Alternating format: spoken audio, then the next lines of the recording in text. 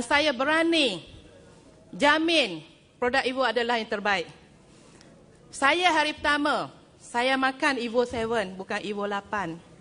Saya makan Evo 7 sebab saya bukan nak cerita pasal kehebatan, kebatinan, bukan. Saya tengok Evo 7 ni besar fungsi dia.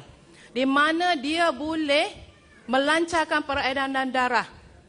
Kalau tubuh badan kita, manusia, perjalanan darah tu bagus, semua kita akan sehat. Termasuk lelaki dan wanita. Fungsinya darah. Di sini saya tengok produk Evo ni terlalu bagus, cepat, agresif.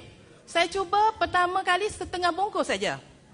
Dan dalam masa sekejap saya demam, saya flu, saya macam sakit kepala, semua ada. Sebab sebelum ni saya mengalami sakit yang teruk, iaitu batuk.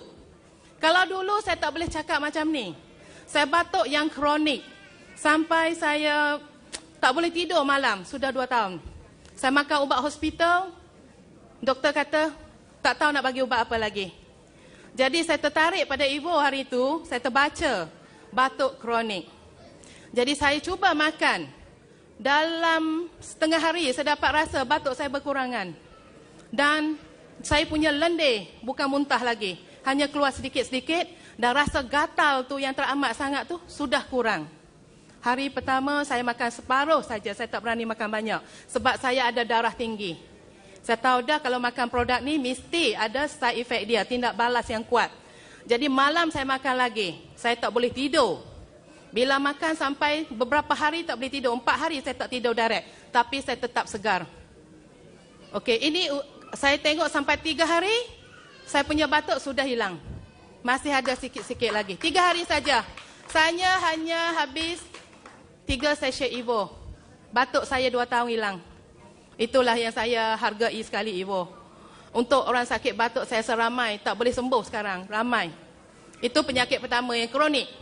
Yang kedua, saya mengalami tekanan darah tinggi.